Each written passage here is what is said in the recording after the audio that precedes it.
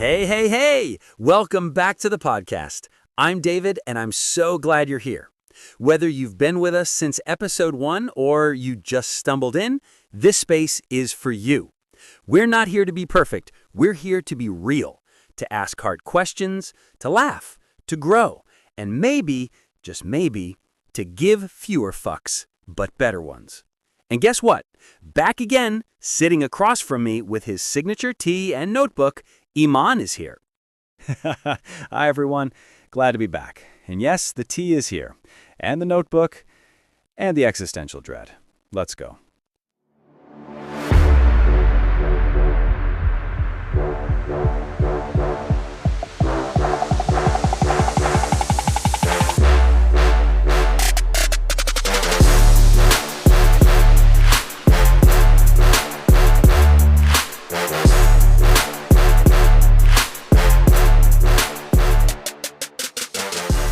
Before we dive into today's chapters, failure, rejection, and death, yes, we're going there.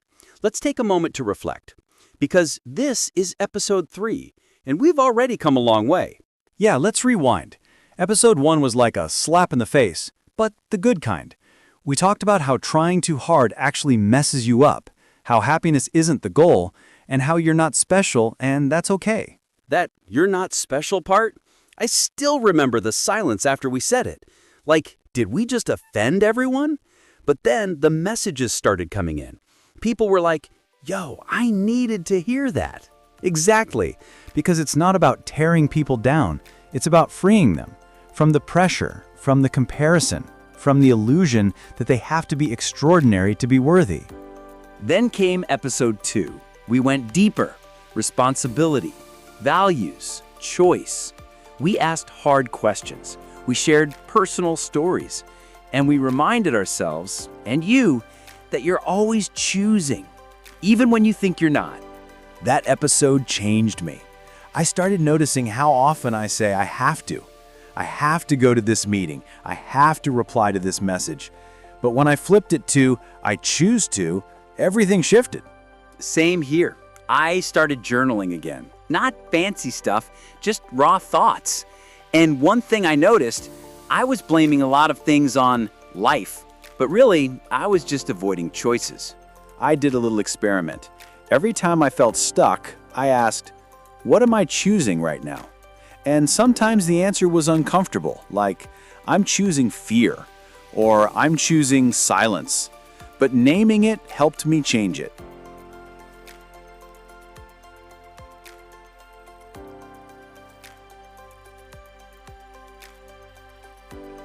That's powerful. And that's the kind of stuff we want to keep doing. Not just talking, but practicing. So today, before we even get into chapters 7 to 9, let's share a few personal exercises we've been trying since the last episode. All right, I'll go first. I started doing a weekly value check. Every Sunday night, I ask myself, what did I value this week? Did my actions reflect that? Where did I betray my values? It's uncomfortable, but it's honest, and it's helping me realign. I love that. For me, I've been practicing conscious rejection. Sounds weird, I know, but here's what I do. Every few days, I say no to something on purpose. Not to be rude, but to remind myself that I have boundaries, that I get to choose. That's huge. Because saying no is hard, especially when you're used to being the nice guy. But saying no is saying yes to yourself. Exactly. And here's a question for our listeners. What's one thing you've said yes to recently that you wish you'd said no to? Think about it. And if you're brave, drop it in the comments. We want to hear your truth. You know what's wild, Iman? After episode 2 dropped, I got a message from someone who said, I didn't realize how much I was blaming my job for everything until you guys asked that question. And that hit me. Because sometimes all it takes is one honest question to shake you awake. Yeah, man. I got a DM from someone who said they paused the episode halfway through, grabbed a notebook, and started writing down their values. They said it was the first time they ever done that. And it made them realize they were living by values they never chose, just inherited. From family, from culture, from Instagram. That's huge, because that's the whole point of this podcast. We're not here to give you answers.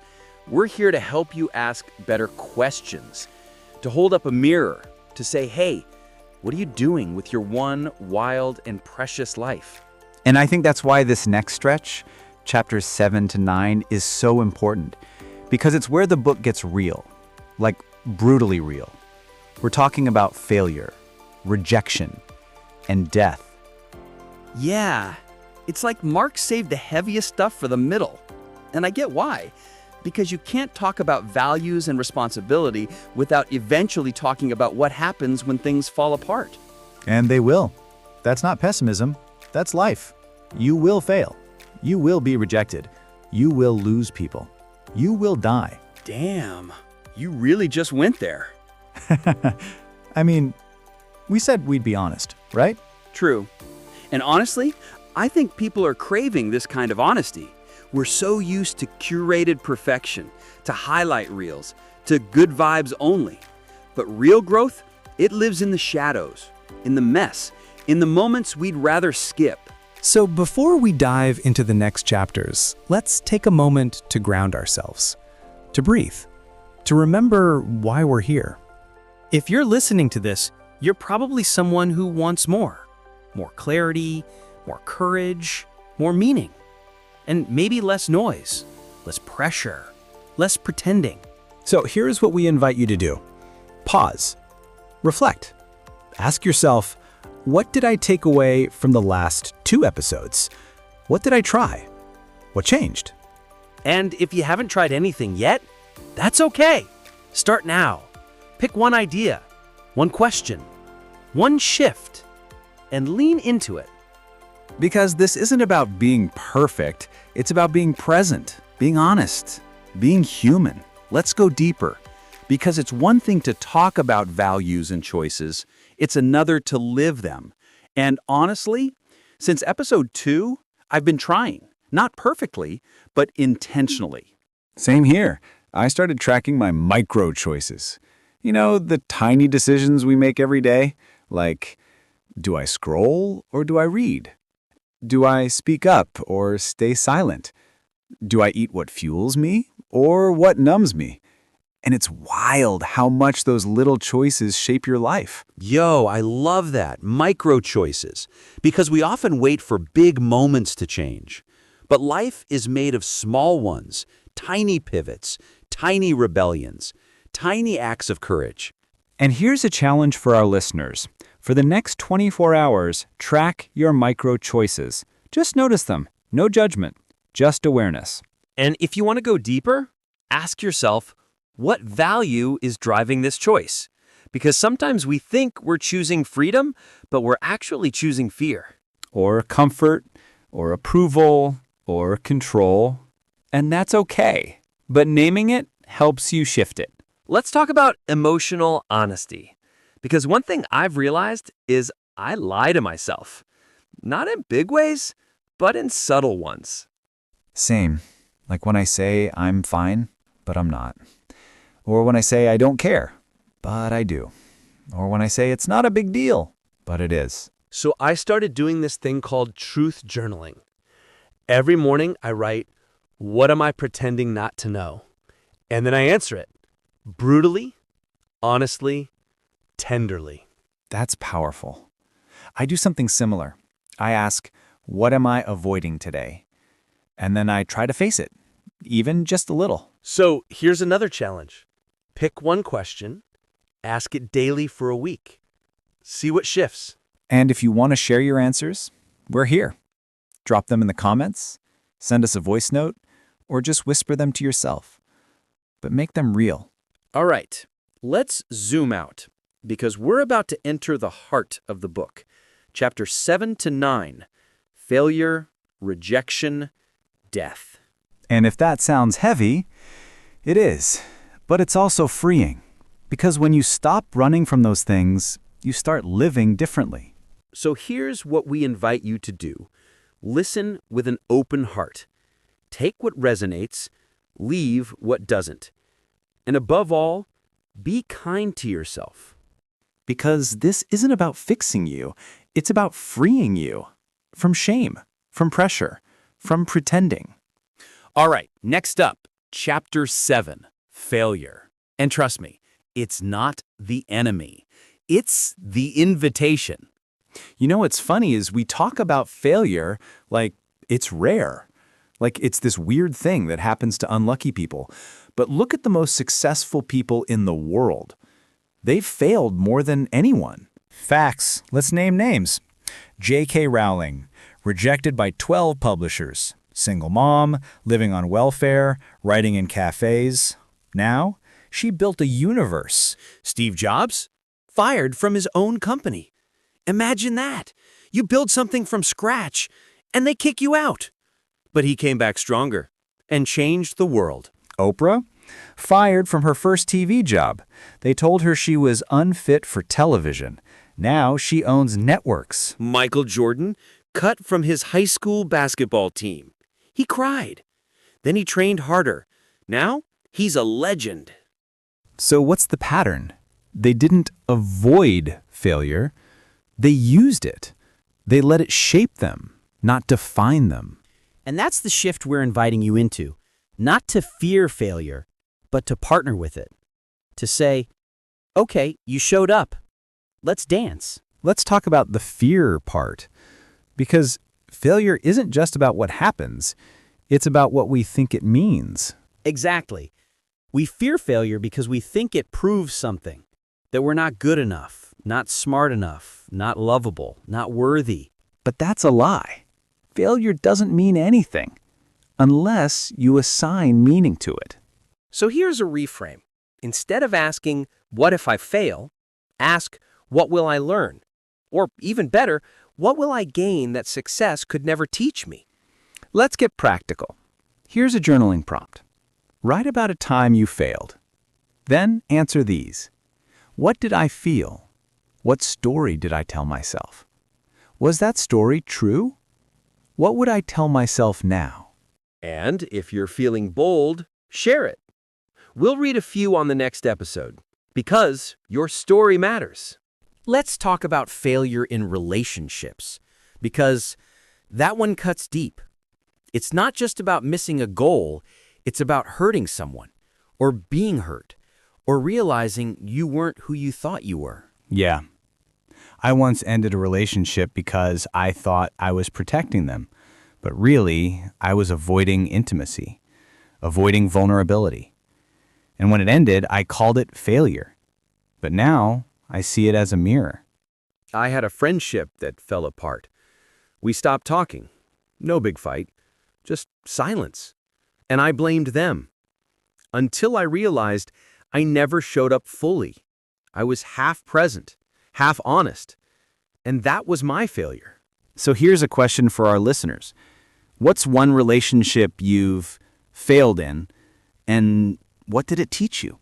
Let's talk about creative failure, because that one's sneaky. You pour your soul into something, and it flops. No views, no likes, no applause.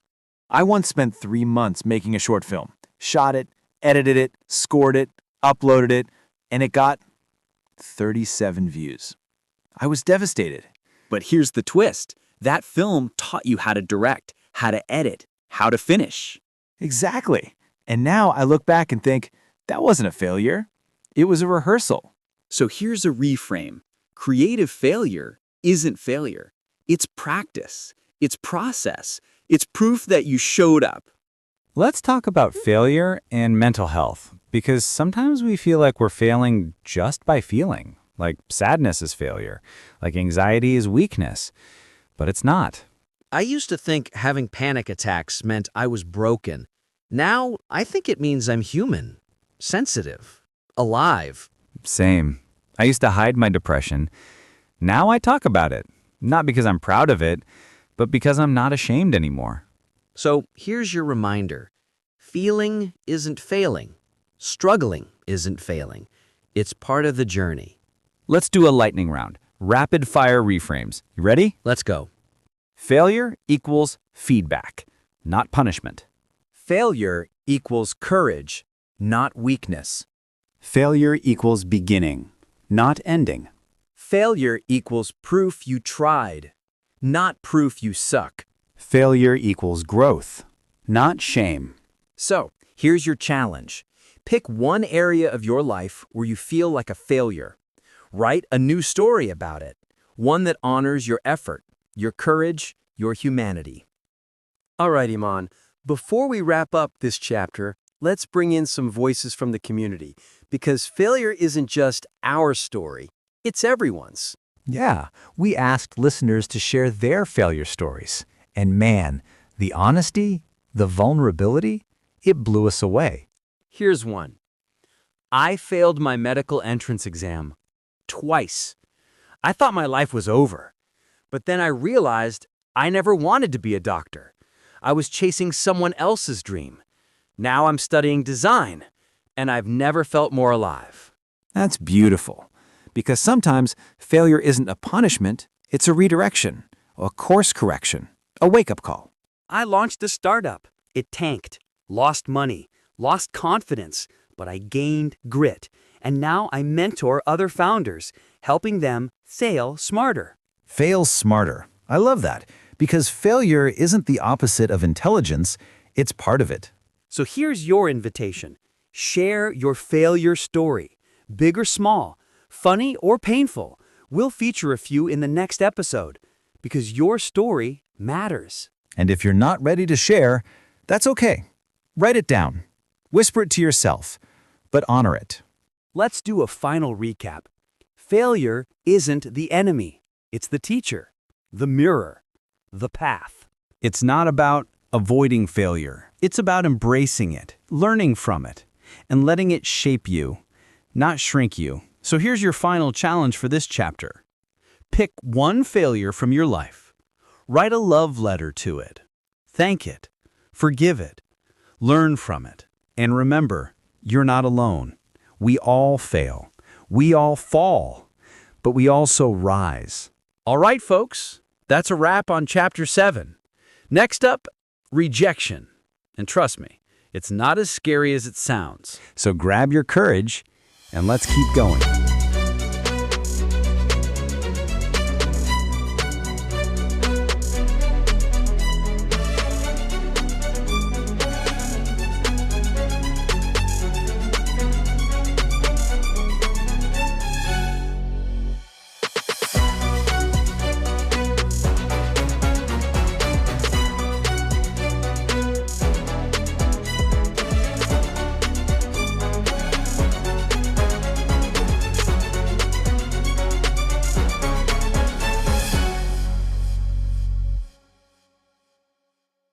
All right, Iman, we made it through failure.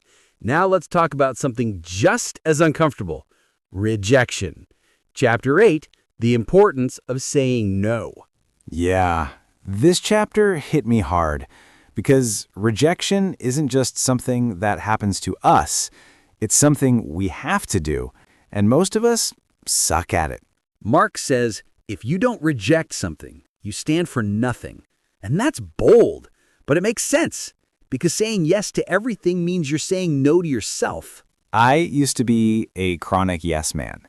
I'd say yes to every invite, every favor, every request, and I was exhausted.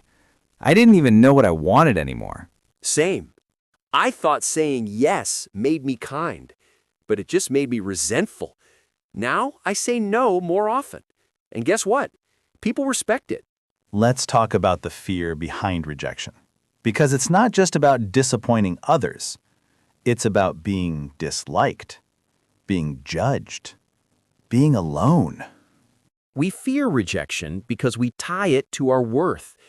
If someone says no to us, we think it means we're not enough. But here's the truth. Rejection is redirection. It's clarity. It's alignment. Let's get personal. What's a rejection that changed you? I once pitched a creative project to a brand I admired.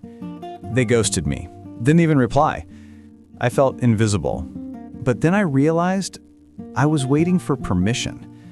Now I create without asking. I applied for a job I thought was perfect. Didn't get it. I was crushed. But that rejection pushed me to start my own thing.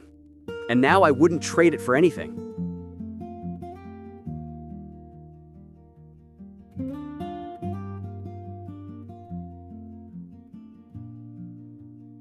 Let's talk about saying no, because rejection isn't just something that happens to us. It's something we have to do.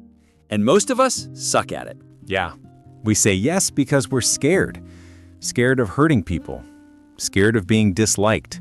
Scared of missing out. But every time you say yes to something that drains you, you're saying no to yourself, to your energy, to your values. I used to say yes to every project, even the ones that didn't excite me, didn't align, didn't pay, and I burned out. I said yes to every coffee meeting, every quick favor, every, can I pick your brain? And I lost my focus, my flow, my joy. So I started practicing micro no's, tiny rejections, like, thanks, but I'm not available. I appreciate the invite, but I'll pass. I'm focusing on fewer things right now. Yo, that's powerful. Because saying no doesn't have to be rude. It can be kind, clear, respectful. Let's talk about famous rejections, because some of the greatest success stories started with a no. Like Walt Disney, fired from a newspaper for lack of imagination. Now he's literally a symbol of creativity. Or Lady Gaga, dropped by her label after just a few months. Now she's a global icon. Or the Beatles, rejected by Decca Records. They said guitar groups are on the way out. Oops. So what's the lesson? Rejection isn't the end. It's the beginning, if you let it be. Let's get practical. Here's a challenge. This week, say no to something. Something small, something misaligned, and notice how it feels. And if you're feeling bold, share it. Tell us what you said no to and what it opened up. Let's go deeper, because rejection isn't just about saying no. It's about being told no, and that hits different. Yeah. Being rejected feels personal, even when it's not. It triggers old wounds, old stories, like, I'm not good enough. I'm not wanted. I'm not lovable. And most of those stories, they started early. Childhood, school, first heartbreak, first failure. I remember being rejected from a creative writing contest when I was 13. I thought I was a genius. Turns out, I wasn't. At least not yet. And that rejection stuck for years. I got rejected from a college I really wanted. I cried. I questioned everything. But now I look back and think, that rejection saved me. It sent me somewhere better, somewhere I belonged. So here's a reframe. Rejection isn't proof you're unworthy. It's proof you're trying. It's proof you're alive. Let's talk about boundaries. Because saying no isn't just about rejection.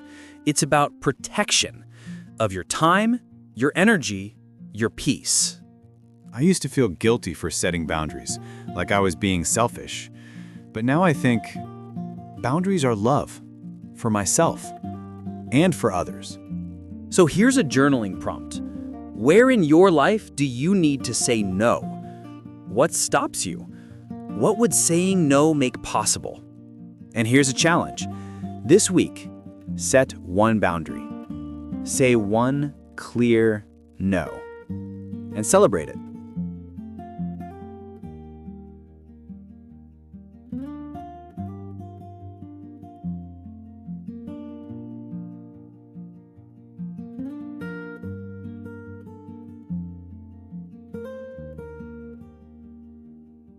Let's lighten the mood. You ready for a rejection joke? Always. Why did the introvert get rejected from the party? Why? Because he never asked to be invited. That's too real. All right, folks, we're just getting started. In the next segment, we'll talk about rejection in relationships, creativity, and identity. It's going to get real, but also beautiful.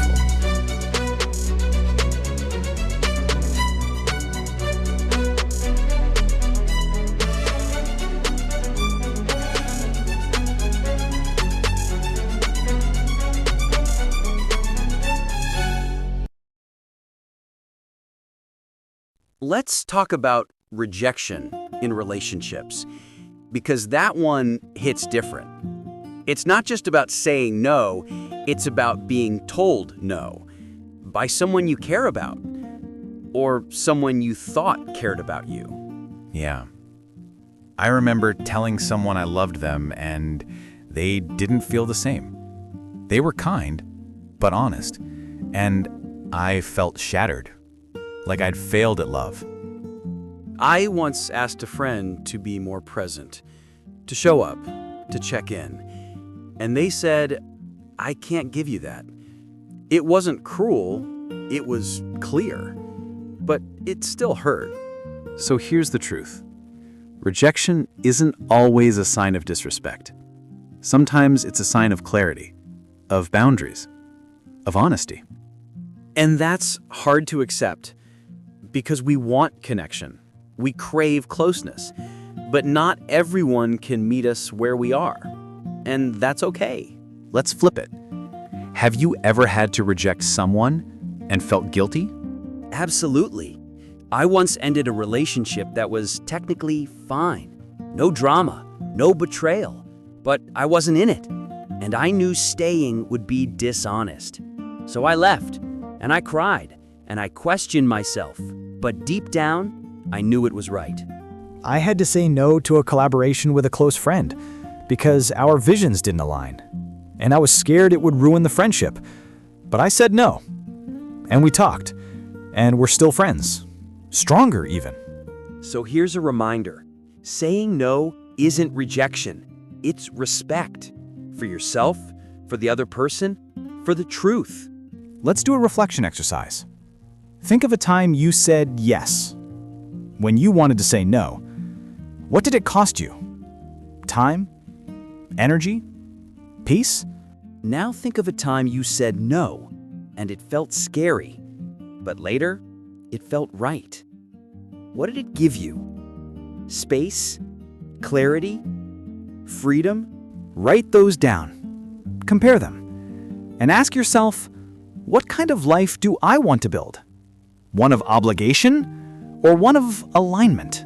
All right, let's lighten the mood. You ready for a rejection-themed joke? Always. Why did the ghost get rejected from the dating app? Why? Because he kept ghosting people. That's terrible. And perfect. All right, folks. In the next segment, we'll talk about rejection in identity. How saying no helps you define who you are and who you're not.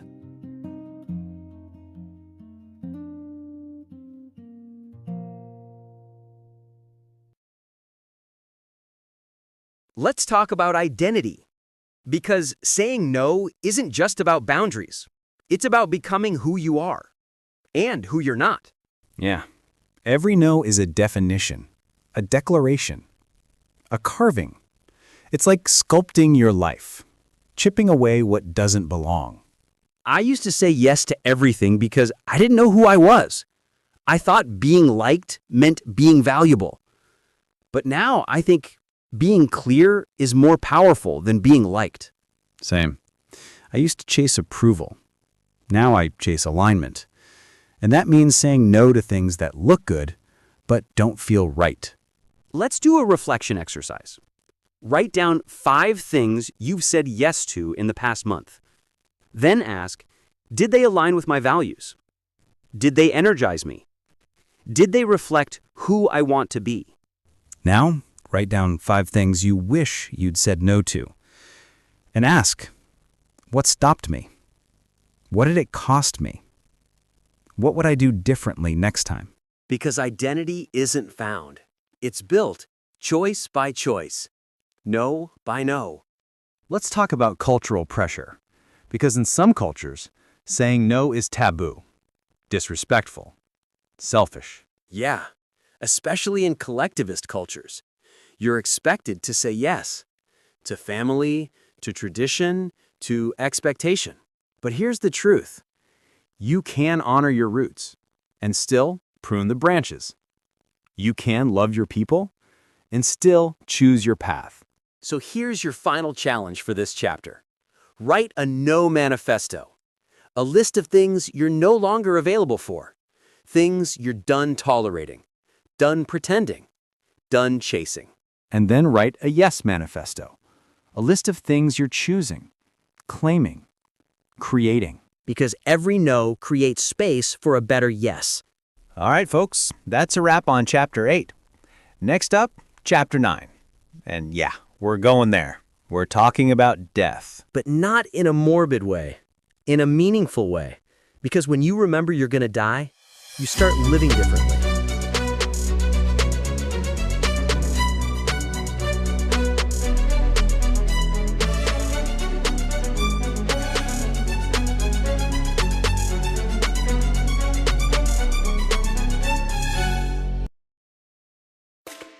All right, Iman. We've talked about failure, we've talked about rejection, but now we're going deeper. Chapter 9, and then you die. Yeah, Mark really saved the heaviest for last. But also, the most liberating. Because when you face death, you start living differently. Let me tell you a story. A few years ago, I lost a close friend. Car accident. No warning. One day we were texting memes. Next day, he was gone. Damn. I'm sorry, man. Thanks. It broke me, but it also woke me up. I started asking, what am I doing with my time? Who am I becoming? What actually matters? That's the thing. Death strips away the noise, the ego, the pretending. It leaves you with the truth. Mark says, death is the only thing we can know with any certainty. And yet, we avoid thinking about it. We distract, we deny, we delay. But when you face it, really face it, you stop wasting time. You stop chasing things that don't matter. You start choosing. Let's ask our listeners something. If you had 1 year left to live, what would you stop doing? What would you start? Write it down. Say it out loud. Text it to a friend. But don't ignore it. Because that question, it's not hypothetical. It's real. We just don't know the timeline. Let's talk about legacy. Because when you die, what do you want to leave behind? Not just stuff, but impact, energy, memory. I want to leave behind honesty, creativity, moments of presence, laughter, and maybe a few good playlists. Same. And maybe a few awkward voice notes people can laugh at. So here's a journaling prompt. What do I want to be remembered for? What am I doing today that supports that? What am I doing that distracts from it? And if you're feeling brave, share your answers. Tag us. We'll read a few in the next episode.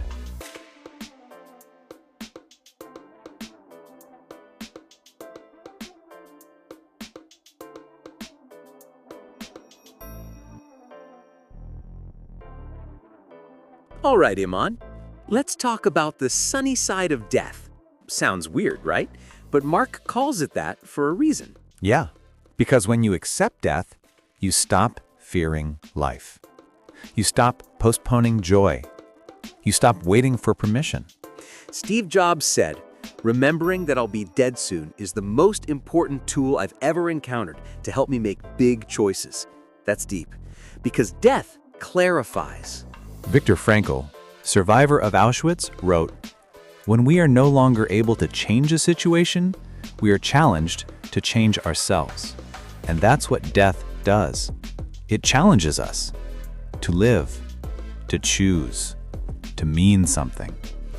Let's do a thought experiment. Imagine you have 1 week left, 7 days. What do? Who do you call? What do you say? I'd tell people I love them. I'd forgive. I'd dance. I'd write. I'd cry. I'd laugh. I'd be real. Same. I'd stop pretending, stop performing, start being. So here's a journaling prompt. If I had 1 week left, what would I do? What's stopping me from doing it now? Because death isn't just an end. It's a mirror.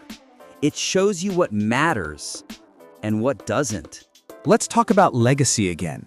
Not just what you leave behind, but how you live now. I want to live in a way that makes people feel seen, heard, loved, even if it's just for a moment. I want to create things that outlive me. Words, images, ideas that whisper, "You're not alone."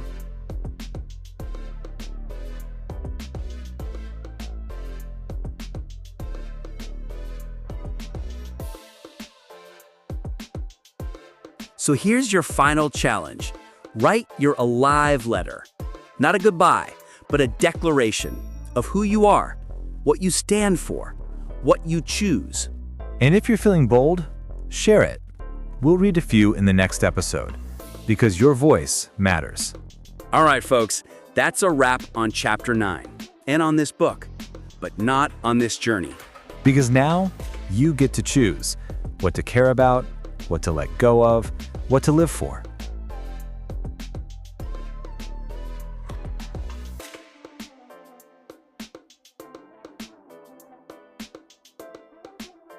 All right, Iman. Before we wrap this up, let's do a quick recap. 3 chapters, 3 punches to the soul. Let's go. Chapter 7, Failure. We learned that failure isn't the opposite of success, it's the path to it. It's messy, it's painful, but it's necessary. Chapter 8, Rejection. We talked about saying no, being told no, and how rejection isn't cruelty, it's clarity, it's boundaries, it's freedom. And Chapter 9, Death. The big one, the final one. We faced it. We cried a little, we laughed a little, and we remembered we don't have forever. So we better start living. This book didn't give us answers. It gave us better questions. It didn't offer comfort. It offered truth. And that truth, it's uncomfortable, but it's also freeing. Because when you stop pretending, you start becoming. You know, Iman, this book surprised me. I thought it was just another self-help hype, but it's not. It's raw. It's honest. It's uncomfortable in the best way. Yeah, Mark doesn't try to fix you. He doesn't promise happiness.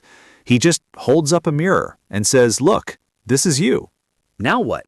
And I love that, because most books tell you to chase more success, more positivity, more goals. But this one, it tells you to care less, but better. It's like a detox from fake motivation, from toxic positivity, from the pressure to be extraordinary. And the writing, it's sharp, funny, brutal, but also deep. Like, you laugh, then you cry, then you rethink your entire life. I think what makes it powerful is that it's not trying to be profound. It just is, because it's honest. And compared to other books, it's refreshing. It's not The Secret. It's not Think and Grow Rich. It's not trying to sell you a dream. It's trying to wake you up. Exactly. It's more like man's search for meaning than how to win friends. It's existential, but practical. So if you're tired of being told to manifest your best life, read this book. Or better, listen to this podcast again, because we went deep. And if you're still unsure, ask yourself, what do I actually care about? And why?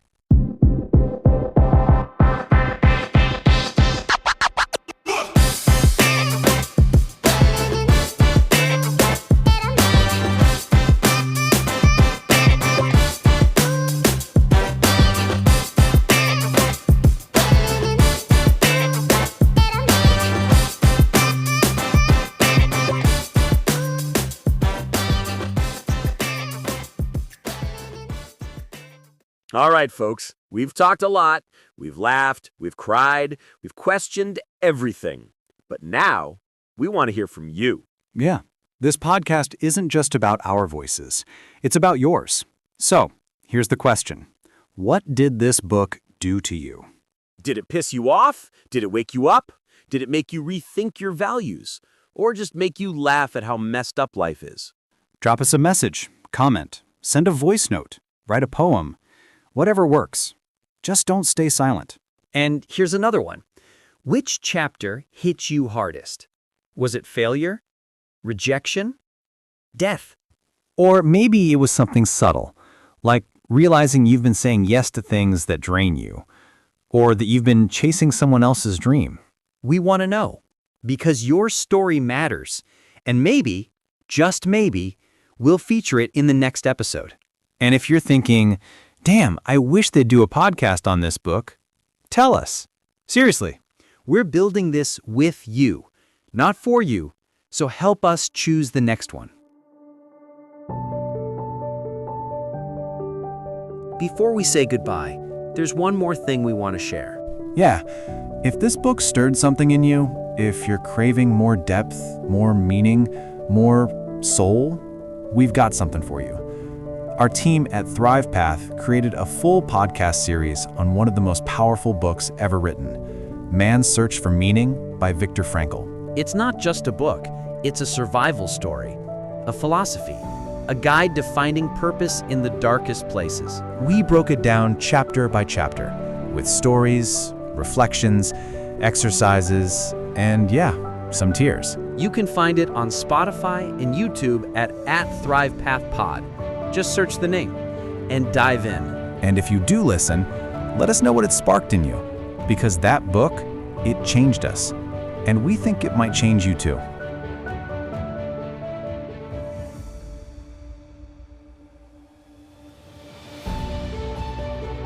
All right, Iman, we've reached the end of this book, of this episode, but not the end of the journey.